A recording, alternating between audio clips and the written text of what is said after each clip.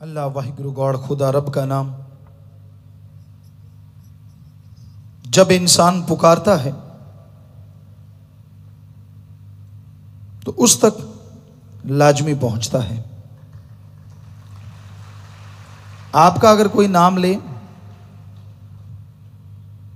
आप अगर बहरे नहीं तो आपको सुनेगा और आप बात करेंगे।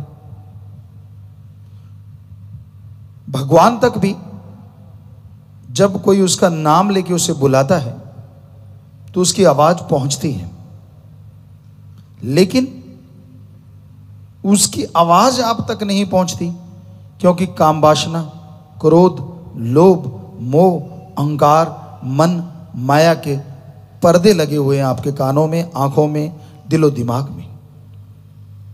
आपकी आवाज पहुंचती है और उसकी आवाज वापस में आती है। तो इन पर्दों को हटाना जरूरी है और ये पर्दे ऐसे हैं जो अपने आप नहीं हट सकते, बहुत ही मुश्किल है। इनको हटाने के लिए निरंतर प्रभु के नाम का सुमरन करना पड़ता है।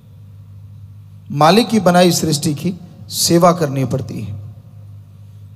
ज्यों-ज्यों सेवा करते जाओगे,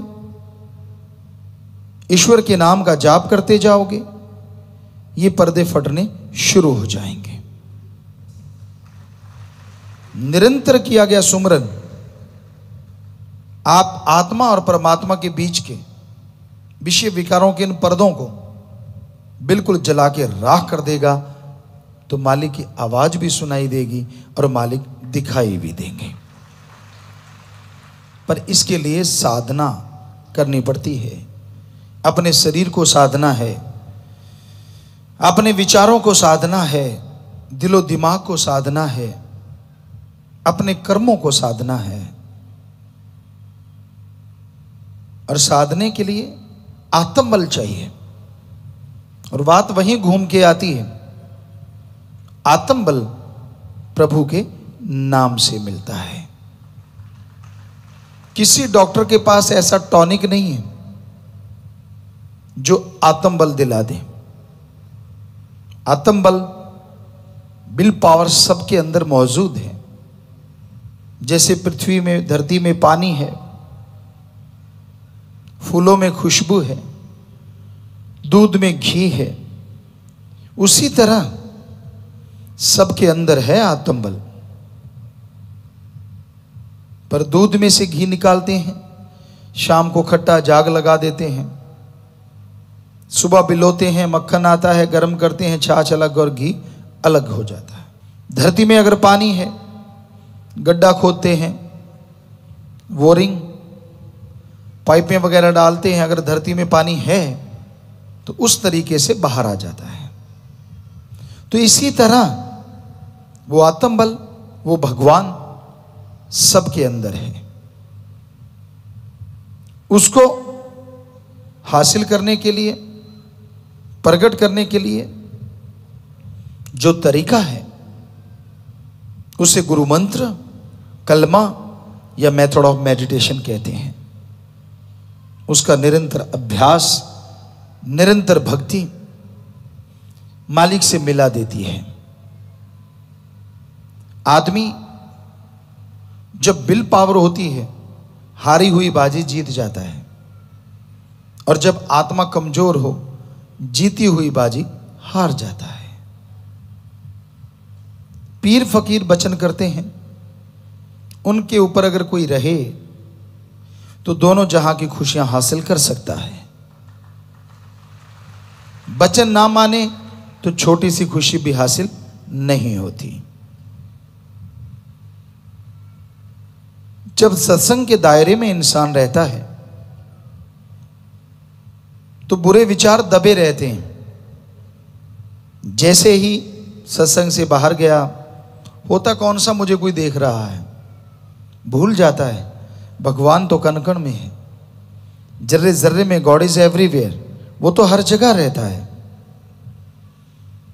लेकिन भूल जाता है इंसान और वहां जाके फिर वो बुरे कर्म करता है जिसकी कल्पना करना भी गलत है। फिर दोष देता है मालिक को। नाच ना जाने आंगन टेढ़ा, नचिया ना जावे दिरफटे मुंह गोडियां दे।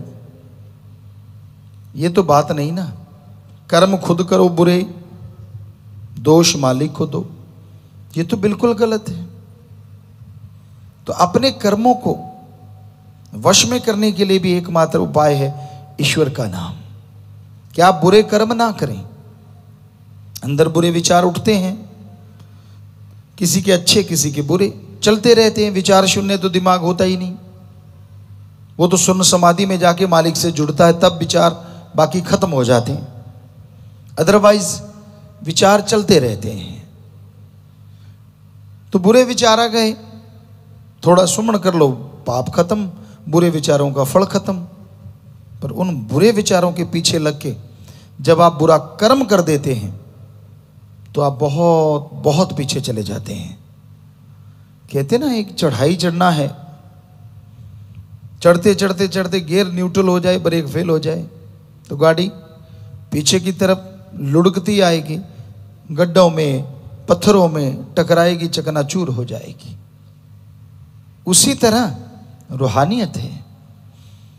यहां आप चढ़ते हैं, स्पीड पकड़ते हैं, अचानक वचनों में या बुरे कर्मों में लिप्त हो जाते हैं, वचनों में काट कर देते हैं, तो वहां से गियर न्यूट्रल होता है और गाड़ी फिर पत्थरों में, गड्ढों में। यानी वो जो खुशियां रूहानियत की या जो वचन की तेरा ये मिले तुझे, वो उनसे आदमी खाली रह जाता है। तो संतों का काम जीव को समझाना होता है। पर वचन उतनी देर ही मानता है जब तक उस दायरे में रहता है। जैसे आदमी दायरे से बाहर हो, आप रूप रंग देखो उसका, चाल ढाल, नाजो नखरे सब चेंज हो जाते हैं। एक कहावत है, ऐसी हो नहीं रह गई जी, कुछ और बन गई। उसको लगता है कि यार जिंदगी तो अभी मैंने देखी है, मैं तो ऐसी घुटन में रहा, कौन सा राम नाम, कैसी भक्ति, कैसी इबादत। मन उस समय सब कुछ भुला देता है। तो ये बुरे विचारों पे काबू पाना हो, इन बुरे विचारों को कंट्रोल करना हो, एकमात्र उपाय है सुमरन। सुमरन करते रहो, भक्ति करते रहो, तो बुरे विचार हावी नहीं होंगे। अगर बुरे विचार चले भी दिमाग में, उनका फल खत्म होगा और मालिक की कृपा दृष्टि के काबिल आप बनते चले जाएंगे। ज्यों ज्यों सुमरन में मन ठहरेगा, त्यों त्यों दिलो दिमाग की मैल उतरती जाएगी। और जैसे ही दिलो दिमाग पाक पवित्र होंगे, मालिक के नूरी स्वरूप के दर्शन होने शुरू हो जाएंगे। तो इसलिए भाई, वचनों को मानो, वचनों पे चलो, ताकि तमाम खुशियां मिलें, आपके गम दुख दर्द चिंताएं मिट जाएं और मालिक के कृपा पात्र आप बन सकें।